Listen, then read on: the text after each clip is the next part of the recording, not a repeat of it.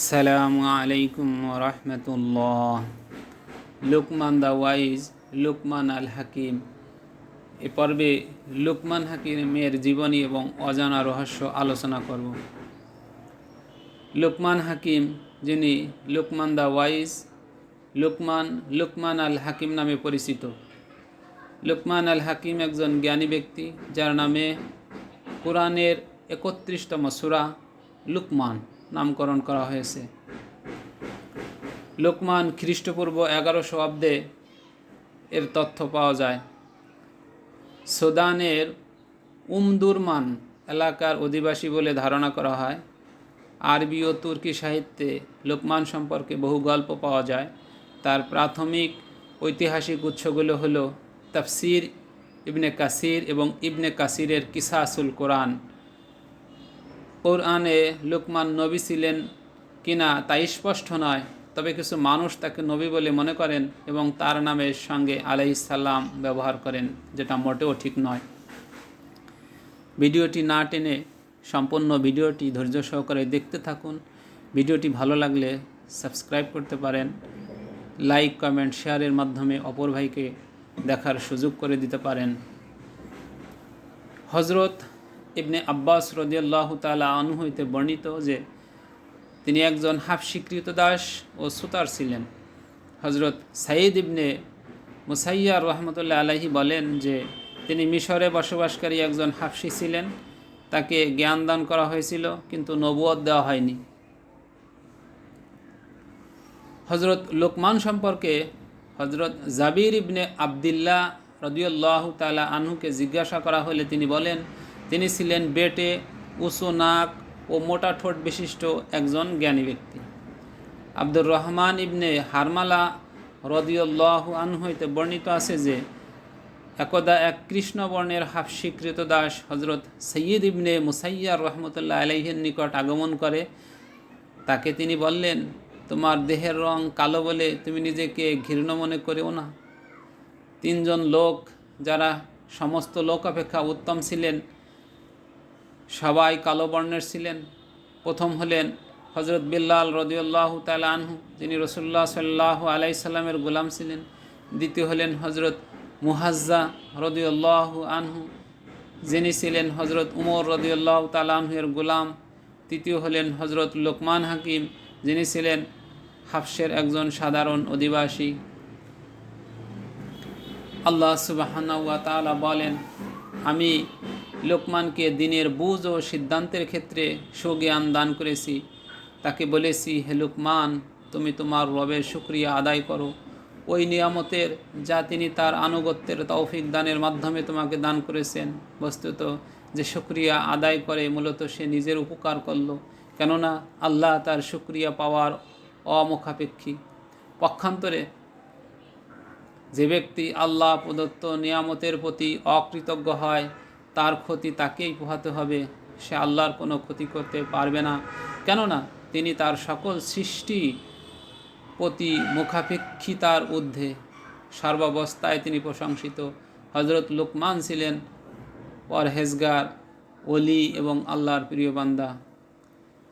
আর আমি তো লোকমানকে হিকমত দিয়েছিলাম এবং বলেছিলাম যে আল্লাহ শুকরিয়া আদায় করো।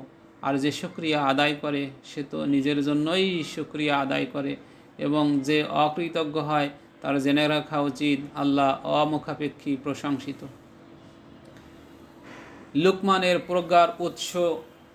লোকমানকে বর্ণনা করা হয়েছে এক গভীর পর্যবেক্ষণশীল ব্যক্তি হিসেবে, যিনি তার চারপাশের প্রাণী ও উদ্ভিদের উপর লক্ষ্য রাখতেন এবং যা দেখতেন তার ভিত্তিতে জগৎকে বোঝার চেষ্টা করতেন।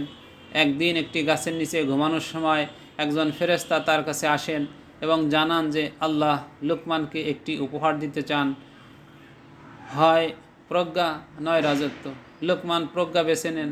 ঘুম থেকে উঠে তিনি বুঝতে পারেন যে তার অনুভূতি এবং বোঝার ক্ষমতা আরও গভীর হয়েছে। তিনি প্রকৃতির সঙ্গে সম্পূর্ণ সামঞ্জস্য অনুভব করলেন এবং জিনিসের ভৌত বাস্তবতার বাইরে তাদের অন্তর্নিহিত অর্থ বুঝতে পারলেন। তিনি সাথে সাথেই সিজদা করে আল্লাহর প্রশংসা ও কৃতজ্ঞতা প্রকাশ করলেন। লোকমান হাকিম দাস ব্যবসায়ীদের হাতে বন্দী হন এবং দাস হিসেবে বিক্রি হন। স্বাধীনতা হারানোর পর তিনি মুক্তভাবে চলাফেরা, কথাবার্তা বলতে পারতেন না। এটি ছিল তার প্রথম কঠিন পরীক্ষা। তিনি ঈমান ও আশার আলোতে এই দাসত্ব ধৈর্যের সঙ্গে সহ্য করেছিলেন। যিনি তাকে কিনেছিলেন তিনি একজন ভালো ও বুদ্ধিমান ব্যক্তি ছিলেন। তিনি লোকমানের প্রতি সদয় ছিলেন এবং বুঝতে পেরেছিলেন যে লোকমান একজন সাধারণ ব্যক্তি নন। একদিন তিনি লোকমানকে একটি ভেড়া জবাই করতে এবং তার সবচেয়ে খারাপ অংশটি আনতে বললেন। লোকমান ভেড়াটি জবাই করে তার হৃদয় ও জিহ্বা মালিকের কাছে আনলেন।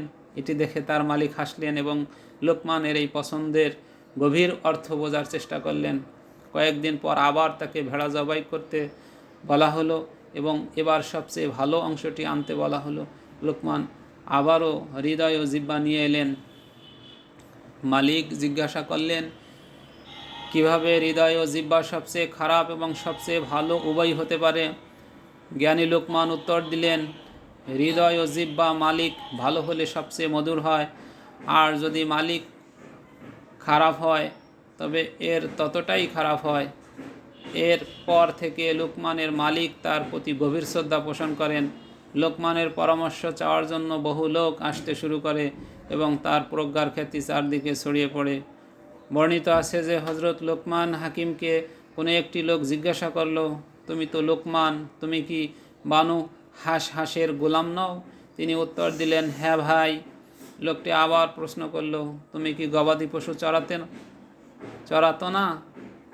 তিনি জবাবে বললেন, হ্যাঁ চড়াতাম বটে। পুনরায় লোকটি জিজ্ঞাসা করল, তুমি কি কৃষ্ণবর্ণের লোক নও? উত্তরে তিনি বললেন, আমি যে কৃষ্ণবর্ণের লোক তা তো আপনি দেখতেই পাচ্ছেন ভাই। এখন আপনি আমাকে বলেন কি বলতে চান? লোকটি বলল, তাহলে বলো তোমার মধ্যে কী এমন গুণ আছে যার কারণে তোমার মজলিস সদালোকে ভরপুর থাকে, জনগণ তোমার দ্বারে আসে এবং তোমার কথা আগ্রহের সাথে শ্রবণ করে।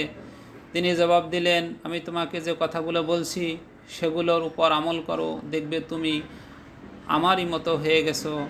কথাগুলো হলো, হারাম জিনিস হতে চক্ষু বন্ধ রাখবে, জিহ্বাকে অশ্লীল কথা হতে সংযত রাখবে, হালাল খাদ্য খাবে, স্বীয় গুপ্তাঙ্গের হেফাজত করবে,